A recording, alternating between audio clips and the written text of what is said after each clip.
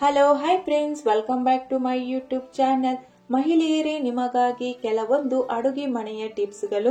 ವಿಡಿಯೋವನ್ನು ಸ್ಕಿಪ್ ಮಾಡದೆ ಕೊನೆವರೆಗೆ ನೋಡಿ. ವಿಡಿಯೋ ಇಷ್ಟ ಆದ್ರೆ ಲೈಕ್ ಮಾಡೋದನ್ನು ಮರಿಬೇಡಿ. ಟೊಮೆಟೊ ಚೆನ್ನಾಗಿ ಹಣ್ಣಾಗಿ ಬಿಟ್ಟರೆ ಅದರೊಂದಿಗೆ ಉಪ್ಪನ್ನು ಸೇರಿಸಿ ತಣ್ಣೀರಿನಲ್ಲಿ ಇಡಬೇಕು. ಮಾರನೆಯ ದಿನ ಟೊಮೆಟೊ ಹಣ್ಣುಗಳು ಕಾಯಿಯಂತೆ ಗಟ್ಟಿಯಾಗಿರುತ್ತದೆ. ಅಡುಗೆ ಮನೆಯನ್ನು ಯಾವಾಗಲೂ ಸ್ವಚ್ಛವಾಗಿ ಇಡಬೇಕು. ಹೀಗೆ ಇದ್ದರೆ ಅಡುಗೆ ಮಾಡಲು ಮನಸ್ಸಾಗುತ್ತದೆ. ಅಕ್ಕಿಯನ್ನು ತಿಂಗಳುಗಟ್ಟಲೆ ಕಾಪಾಡಬೇಕೆಂದರೆ ಅದರಲ್ಲಿ ಬೆಳ್ಳುಳ್ಳಿಯ ಕೆಲವು ಎಸಳುಗಳನ್ನು ಬೆರೆಸಿಡಬೇಕು.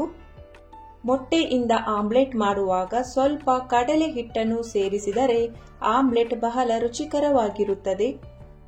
ಮೆಂತ್ಯವನ್ನು ಚೆನ್ನಾಗಿ ಅರೆದು ಅದು ಗಂಜಿಯಂತೆ ಆದಾಗ ತೆಗೆದು ಚರ್ಮದ ಮೇಲಿನ ವರ್ಣಗಳು ಮತ್ತು ಇತರ ರೋಗಗಳಿಂದ ಉಂಟಾದ ಗಾಯಗಳ ಮೇಲೆ ಹಚ್ಚುತ್ತಾ ಬಂದರೆ ಗಾಯಗಳು ಬೇಗನೆ ವಾಸಿಯಾಗುತ್ತವೆ. ತರಕಾರಿಗಳು ಸ್ವಲ್ಪ ಬಾಡಿ ಹೋಗಿದ್ದರೆ ಅದನ್ನು ಬೇಯಿಸುವ ಮುನ್ನ 10 ನಿಮಿಷಗಳ ಕಾಲ ವಿನಿಗರ್ ಬೆರೆಸಿದ ನೀರಿನಲ್ಲಿ ಇಟ್ಟರೆ ತರಕಾರಿಗಳು ಫ್ರೆಶ್ ಆಗುತ್ತವೆ. ಅನ್ನ ಮಾಡುವಾಗ ಲಿಂಬೆಹಣ್ಣಿನ ರಸವನ್ನು 2 ರಿಂದ 4 ಹನಿಗಳಷ್ಟು ಹಾಕಿದರೆ ಅನ್ನ ಹುಡಿ ಹುಡಿಯಾಗಿ ಇರುತ್ತದೆ. ಮಳೆಗಾಲದಲ್ಲಿ ಬೆಂಕಿ ಪೆಟ್ಟಿಗೆ ಮೆದುವಾಗುತ್ತದೆ. ಮೆದು ಆಗದೆ ಇರಲು ಬೆಂಕಿ ಪೆಟ್ಟಿಗೆ ಒಳಗೆ ಸ್ವಲ್ಪ ಅಕ್ಕಿ ಹಾಕಿಡಿ.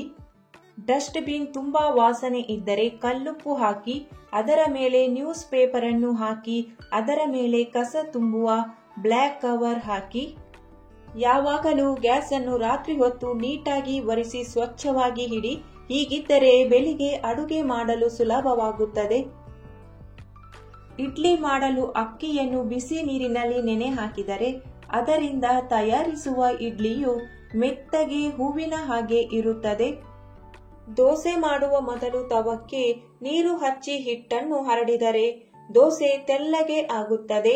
ನಂತರ ಎಣ್ಣೆ ಅಥವಾ ತುಪ್ಪವನ್ನು ಹಾಕಿ ಬೇಯಿಸಿದರೆ ದೋಸೆಯು ತೆಳ್ಳಗೆ ಗರಿಗರಿಯಾಗಿರುತ್ತದೆ. ಗಾಜಿನ ಪಾತ್ರೆಯೊಂದರಲ್ಲಿ ನೀರು ತುಂಬಿಸಿ ಅದಕ್ಕೆ ಅಂಗಡಿಯಿಂದ ತಂದ ಮೆಣಸಿನಕಾಯಿ ಪುಡಿಯನ್ನು ಸ್ವಲ್ಪ ಹಾಕಿ. ಶುದ್ಧವಾದ ಪುಡಿಯಾಗಿದ್ದರೆ ನೀರಿನಲ್ಲಿ ಮುಳುಗುತ್ತದೆ.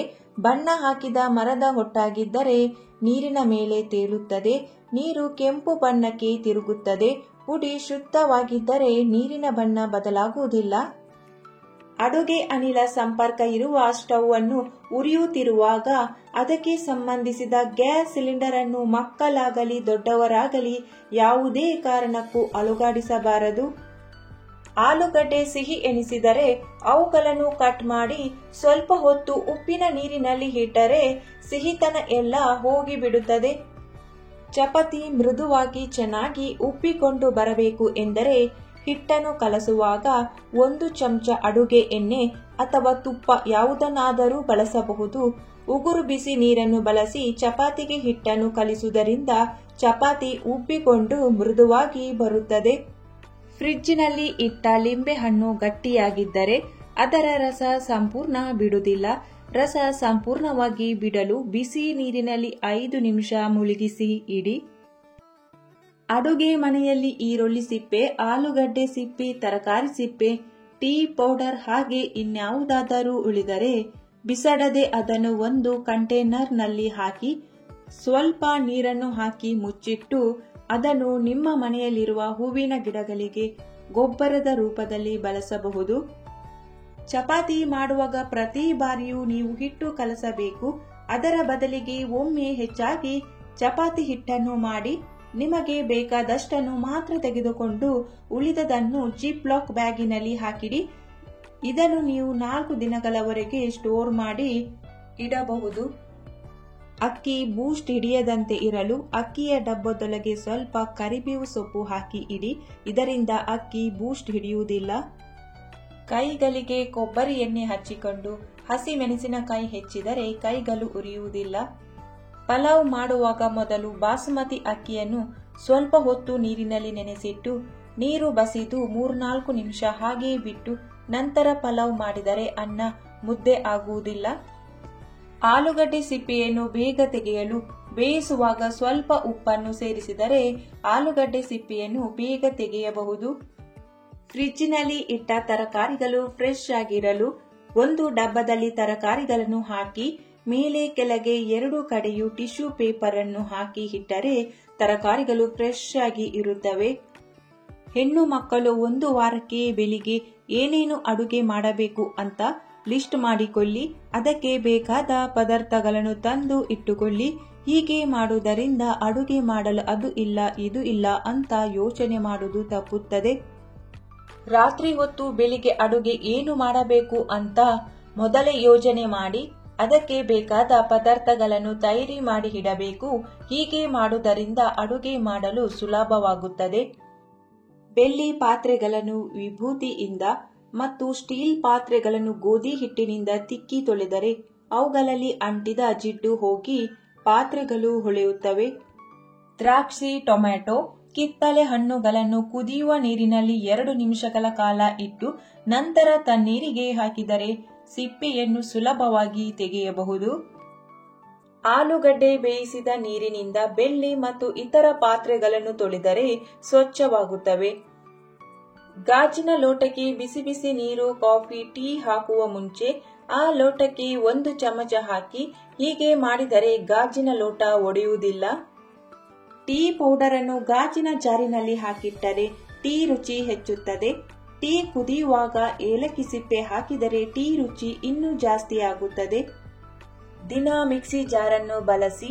ನಿಮ್ಮ ಮನೆಯ ಮಿಕ್ಸಿ ಜಾರಿನ ಬ್ಲೇಡ್ಗಳು ಮುಂಡಾಗಿದ್ದರೆ ತಿಂಗಳಿಗೆ ಒಮ್ಮೆ ಆ ಜಾರಿಗೆ 1 ಕಪ್ ಉಪ್ಪನ್ನು ಹಾಕಿ ಗ್ರೈಂಡ್ ಮಾಡಿ. ಆಗ ಎಷ್ಟೇ ಮುಂಡಾಗಿದ್ದ ಬ್ಲೇಡ್ ಆದ್ರೂ ಸರಿ, ತುಂಬಾ ಶಾರ್ಪ್ ಆಗುತ್ತದೆ. ಹಾಲು ಕಾಯಿಸುವಾಗ ಆ ಪಾತ್ರೆಯಲ್ಲಿ 1 ಸ್ಟೀಲ್ ಸೌಟ್ ಅನ್ನು ಇಟ್ಟರೆ ಹಾಲು ಉಕ್ಕಿ ಚೆಲ್ಲುವುದಿಲ್ಲ.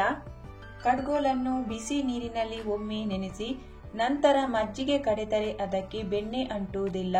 ಮಳೆಗಾಲದಲ್ಲಿ ಮಿಕ್ಸಿಯಲ್ಲಿ ಬೆಣ್ಣೆ ತೆಗೆಯುವಾಗ ಬಿಸಿ ನೀರು ಮತ್ತು ಬೇಸಿಗೆಯಲ್ಲಿ ತಂಪು ನೀರು ಹಾಕಿದರೆ ಬೆಣ್ಣೆ ಸುಲಭವಾಗಿ ಬರುತ್ತದೆ. ಮಸಾಲೆ ಅಥವಾ ಕೊಬ್ಬರಿ ರುಬ್ಬುವಾಗ ಸ್ವಲ್ಪ ಉಪ್ಪು ಹಾಕಿದರೆ ಬೇಗ ನುಣ್ಣಗಾಗುತ್ತದೆ.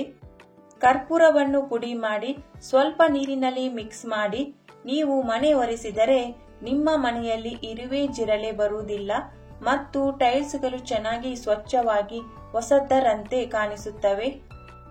ನೀವು ಮಾಡುವ ಪೂರಿ ಚೆನ್ನಾಗಿ ಉಬ್ಬಿ ಬರಬೇಕಾದರೆ ಪೂರಿ ಹಿಟ್ಟನ್ನು ಕಲಸುವಾಗ 1 ಕಪ್ ಗೋಧಿ ಹಿಟ್ಟಿಗೆ 1 ಚಮಚ ಚಿರೋಟಿ ರವೆಯನ್ನು ಸೇರಿಸಿ. ಆಗ ಪೂರಿ ಒಂದೂ ಬಿಡದೆ ಎಲ್ಲವೂ ಉಬ್ಬಿ ಬರುತ್ತದೆ. ರುಚಿ ಕೂಡ ಚೆನ್ನಾಗಿರುತ್ತದೆ. 2 ಬೆಂಡೆಕಾಯಿಗಳನ್ನು ತೆಗೆದುಕೊಂಡು ಚೆನ್ನಾಗಿ ತೊಳೆದು ಕತ್ತರಿಸಿ 1 ಗ್ಲಾಸಿನ ನೀರಿಗೆ ಹಾಕಿ ಮುಚ್ಚಿ ರಾತ್ರಿ ಇಡೀ ಹಾಗೆ ಬಿಡಿ. ನೆಕ್ಸ್ಟ್ ದಿನ ಬೆಳಿಗ್ಗೆ ಈ ಗ್ಲಾಸಿನ ಬೆಂಡೆಕಾಯಿ ನೀರನ್ನು ಶೋಧಿಸಿ ಖಾಲಿ ಹೊಟ್ಟೆಯಲ್ಲಿ ಕುಡಿಯಿರಿ. ಪ್ರತಿದಿನ ಹೀಗೆ ಮಾಡುವುದರಿಂದ ಸಕ್ಕರೆ ಕಾಯಿಲೆಯನ್ನು ಹತೋಟಿಯಲ್ಲಿಡಬಹುದು. ಬೆಳಿಗ್ಗೆ ಮಾಡಿದ ಚಪಾತಿಗಳು ರಾತ್ರಿಯವರೆಗೆ ಉಳಿದು ಗಟ್ಟಿಯಾಗಿದ್ದರೆ ಹೀಗೆ ಮಾಡಿ. 1 ಪಾತ್ರೆಗೆ ನೀರನ್ನು ಹಾಕಿ ಬಿಸಿ ಮಾಡಿ ನಂತರ 1 ತಟ್ಟೆಯಲ್ಲಿ ಚಪಾತಿಗಳನ್ನು ಇಟ್ಟು ಈ ಬಿಸಿ ನೀರಿನ ಮೇಲೆ ತಟ್ಟೆಯನ್ನು ಇಟ್ಟು ಮುಚ್ಚಿಡಿ.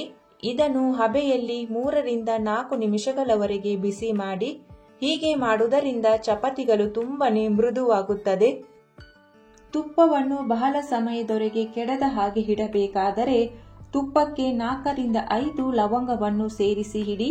ಹೀಗೆ ಮಾಡುವುದರಿಂದ ತುಪ್ಪವು ಬಹಳ ಸಮಯದವರೆಗೆ ಕೆಡದೆ ಫ್ರೆಶ್ ಆಗಿ ಇರುತ್ತದೆ ಮತ್ತು ಅದರ ಪರಿಮಳವು ಕೂಡ ಕಡಿಮೆ ಆಗದೆ ಹಾಗೆ ಉಳಿದುಕೊಳ್ಳುತ್ತದೆ. 5 ರೂಪಾಯಿಯ ಪಾತ್ರೆ ತೊಳೆಯುವ ಸೋಪನ್ನು ನುಣ್ಣಗೆ ಪುಡಿ ಮಾಡಿ ನಂತರ 1 ಲೀಟರ್ ಕುದಿಯುವ ನೀರಿಗೆ ಈ ಪುಡಿಯನ್ನು ಸೇರಿಸಿ ಚೆನ್ನಾಗಿ ಮಿಕ್ಸ್ ಮಾಡಿ. ಇದು ಸಂಪೂರ್ಣವಾಗಿ ತಣ್ಣಗಾದ ನಂತರ 1 ಬಾಟಲಿಗೆ ತುಂಬಿಸಿ. ಬೇಕಾದಾಗ ಸ್ವಲ್ಪ ಲಿಕ್ವಿಡ್ ಅನ್ನು ತೆಗೆದುಕೊಂಡು ಪಾತ್ರೆ ತೊಳೆಯಿರಿ. ಹೀಗೆ ಮಾಡಿದರೆ ಸೋಪು ಸ್ವಲ್ಪನೂ ವೇಸ್ಟ್ ಆಗುವುದಿಲ್ಲ. ಅರ್ಧ ಈರುಳ್ಳಿಯನ್ನು 1 ತೆಂಗಿನ ಚಿಪ್ಪಿನಲ್ಲಿ ಇಟ್ಟು ಇದರ ಮೇಲೆ 3 ರಿಂದ 4 ಕರ್ಪೂರ ಮತ್ತು 2 ರಿಂದ 3 ಲವಂಗವನ್ನು ಇಡಿ. ನಂತರ ಈ ಕರ್ಪೂರವನ್ನು ಹಚ್ಚಿ ಹೊಗೆಯು ಮನೆಯೆಲ್ಲ ಹರಡುತ್ತದೆ. ಈ ಹೊಗೆಯಿಂದಾಗಿ ನಿಮ್ಮ ಮನೆಯಲ್ಲಿರುವ ಸೊಳ್ಳೆ ನೊಣಗಳು ಹೊರ ಓಡಿ ಹೋಗುತ್ತವೆ. ಈ ಮಾಹಿತಿಯು ನಿಮಗೆ ಇಷ್ಟವಾಗಿದ್ದರೆ ಈ ವಿಡಿಯೋಗೊಂದು ಲೈಕ್ ಮಾಡಿ, ಈ ವಿಡಿಯೋವನ್ನು ಶೇರ್ ಮಾಡಿ, ಚಾನೆಲ್ ಅನ್ನು ಸಬ್ಸ್ಕ್ರೈಬ್ ಮಾಡದೆ ಹೊಸಬರು ವಿಡಿಯೋ ನೋಡ್ತಾ ಇದ್ರೆ ಚಾನೆಲ್ ಅನ್ನು ಸಬ್ಸ್ಕ್ರೈಬ್ ಮಾಡಿ. Thank you for watching.